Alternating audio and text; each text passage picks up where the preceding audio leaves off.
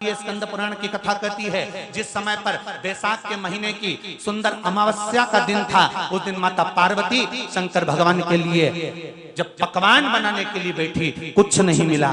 तब माता पार्वती ने 3 अनाज को लिया, एक चना, दूसरा गेहूं और तीसरा जो।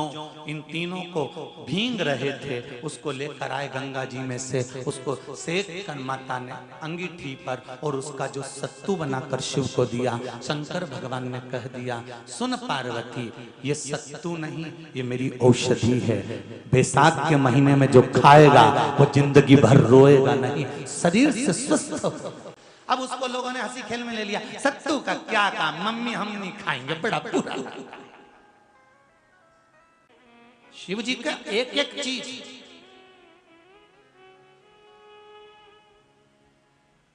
बैसाख के महीने में पियो बेल। बेल मतलब समझ गए, बेल का रस। बैसाख के महीने में पियो बेल और शरीर को रखो ऑलिव बेल। सत्तू 12 महीने खाओ मत खाओ। कौन सा महीना? बैसाख के महीने में सत्तू जरूर खाओ। और सत्तू चाइना से नहीं आएगा, इंडिया में ही बनेगा और बनाना भारत में ही।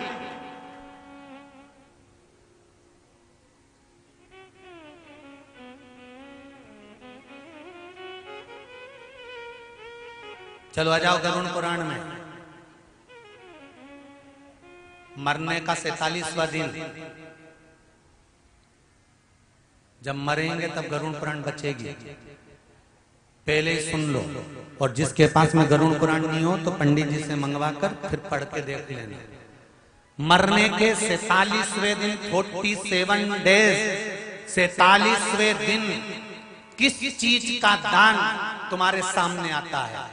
के 47वें दिन, 10 दिन तक तो जीवात्मा घर की अटारी पे रहती, मरने के बाद 12वें के दिन चली जाती है। उसके बाद में जब 47वां दिन आता है तो 47वें दिन जीवात्मा को क्या दान करा जाता है, व्यक्ति ने क्या पुण्य करा होता है कि उसको नरक नहीं भोगना पड़ता, बेतरणी नहीं भोगना पड़ती और सीधे बेतरणी से पार उतर जाता है। वो किस चीज का दान है? तो कहा शिव महापुराण में, गरुड़ पुराण में, कि वो सत्तू का दान है जो बैसाख महीने में करा जाता है। सत्तू का दान 3 चीजों से मिलकर बनता है। जो बोलते जाओ जल्दी, गेहूं, चना, ये 3 चीज से मिलकर बनता है। इसमें जो बारीक बारीक कण होते हैं, जितने जितने 3 चीज के मिले हुए बारीक बारीक कण होते हैं, ये जब दान किया जाता है सत्तू का, तब ये बेतरणी तरने के लिए 47वें दिन इस जीवात्मा ने अगर सत्तू का दान करा होता है या सत्तू का सेवन बैसाख के महीने में करा होता है तो उसको बेतरणी नहीं भोगना पड़ती, डायरेक्ट सीधे रतलाम उज्जैन से डायरेक्ट। किस किस क्या बनता है सत्तू?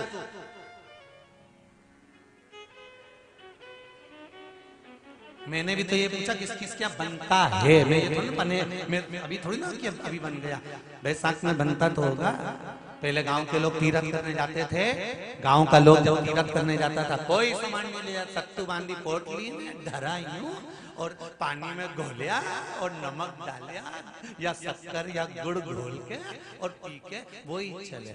आज के अब जब सैनिक युद्ध करने जाता है, थक जाता है, बहुत थकान हो जाती है, जब उससे देखा जाता है तो सैनिक का जो कमांडर होता है वो सत्तू मंगवाता है और गिलास में घोल घोल कर पूरी सेना को पिलवाकर फिर युद्ध में उतार देता है।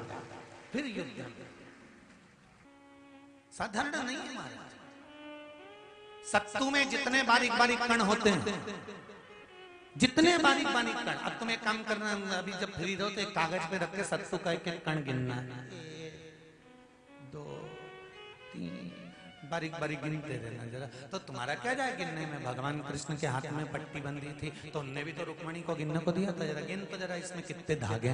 रुक्मणी जी ने कहा इसमें 9,999 धागे हैं। भगवान ने कहा बस यही 9,999 मुझे द्रौपदी को वापिस लौटाना है। गिनती लगा लो, अभी अभी लगा लो, ऊपर तो भगवान गिन के बता ही देगा कि तुमने जो सत्तू दान करा था, तुमने जो सत्तू खाया था, तुमने जो सत्तू भगवान को दिया था, सत्तू का लड्डू बनाकर तुमने बैसाख महीने में भगवान की जो पूजन करी थी, तो अमावस्या के दिन, पूर्णिमा के दिन या अक्षय तृतीया के दिन तुमने जो सत्तू दिया था, भगवान तो गिनती बता देगा कि उस सत्तू में कितना कण था। और अगर नहीं बताए तो तुम आंदोलन पे बैठ जाओ कि हमें बताओ पहले हमने कितना सत्तू दिया था, उसमें कितने कण थे, बताना पड़ा।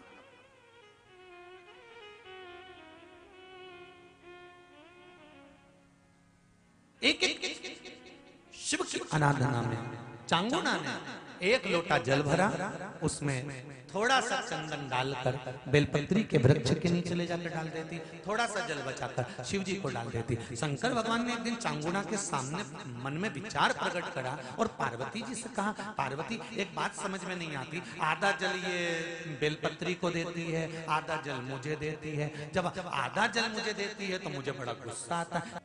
भगवान ने कहा ये आधा जल कहाँ डोल के आती है? पार्वती जी ने कहा उसके संतान नहीं है, इसलिए वो बेलपत्री की भी आराधना करती है और आपकी भी आराधना करती है। ठीक है।